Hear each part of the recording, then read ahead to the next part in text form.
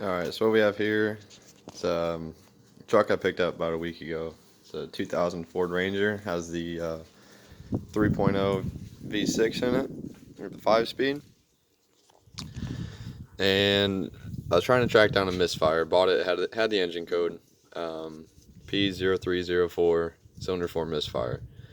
I traced down, it had a bad injector. I thought that was the issue. I replaced the injector, and it was better, but there was still an issue.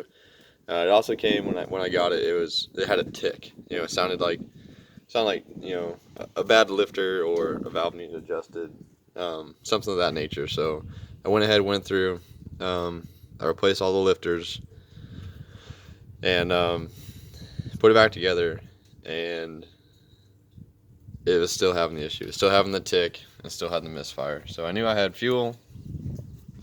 I knew I had spark. So I double checked on the compression. Cylinder 4 was low. It was sitting about 100 to 105 psi, and all the rest were right around 150, 155, which is fine.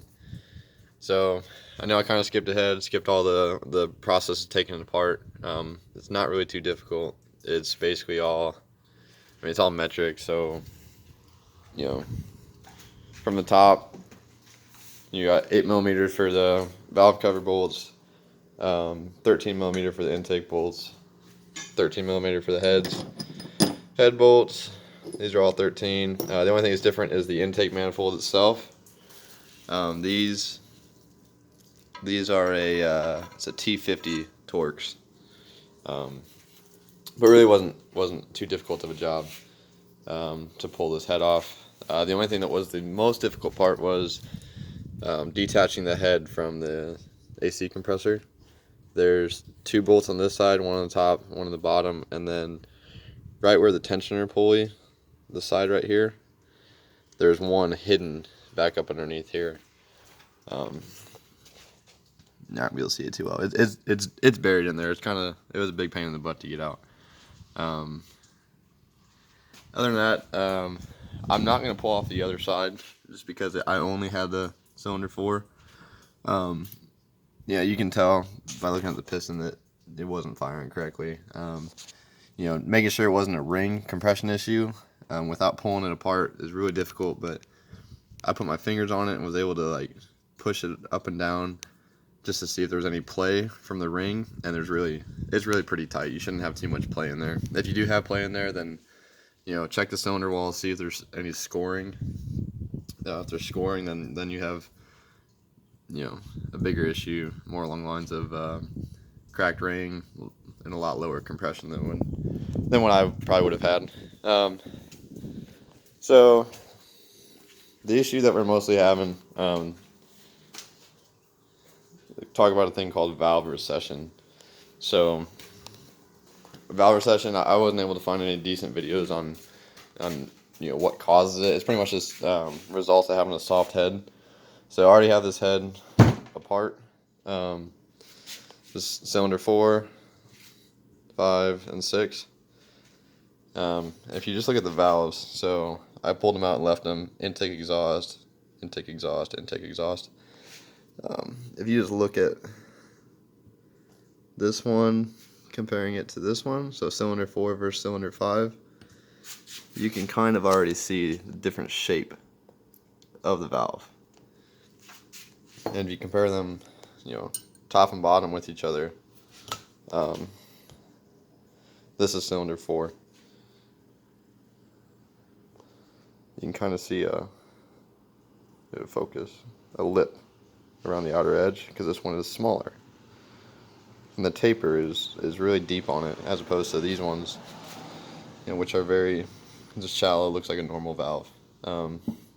It also looks like it has just a slight bend. So I'm glad I replaced the lifters anyway. They might have been sludged up, not making a very good contact opening and closing those valves. But if you look into the head here now, flip it over.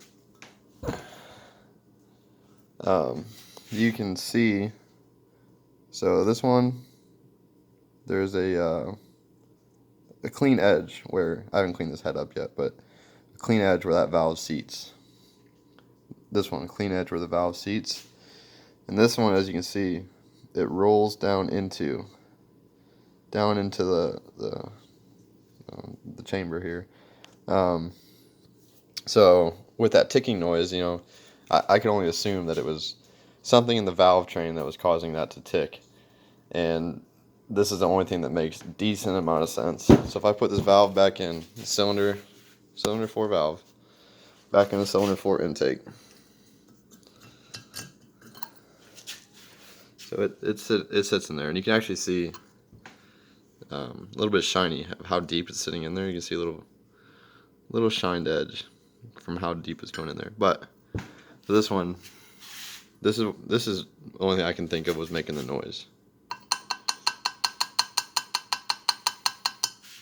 So you compare that with any of these other valves. So do 4 into 4 again. So 4 into 4, nothing, which is what it should be. It should be a nice tight valve seat. So this is definitely an issue. From here, I know I can get a new head online for $250 or so. I'm gonna go ahead and take this one in the machine shop and see what they're gonna charge me to go through and redeck the head and make sure everything is lined up, and make sure I have valve seats that actually fit valves, or fit the new set of valves that we're going to pick up. Little trick that I use, easy way to get your valve keepers off your valves. So as it sits in here with your keepers inside, all I do is I find a socket, a deep well that's decently sized, not too big, not too small, and then I'll hold the socket and then I'll smack it down with a hammer until the keepers come loose. It can be kind of, sometimes they fly, but you just keep a handle on them, they'll be alright. Other than that, I will I'll go ahead and video a lot of putting it back together. This was the one injector that was bad. I'll do a quick how to test, make sure, with resistance ohms, see which one's bad, which one's good. And then I'll run through putting it back together. Like I said, I know I skipped the pulling it apart, but like I said, it really wasn't too bad of a job. So hopefully this helps. That's a quick rough rundown on valve recession and on a misfire that seemed to be untraceable as to where it was coming from.